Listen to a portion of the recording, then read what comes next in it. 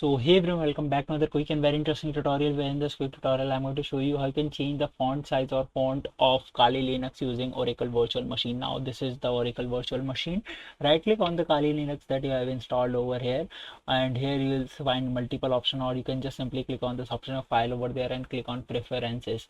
Now under this section of display right there, you'll see this option of font scaling. You can easily adjust the amount whatever you want, and you can change or tweak multiple settings right there. Like you can scale up the monitor, you can scale up the fonts as well if it looks too small for you.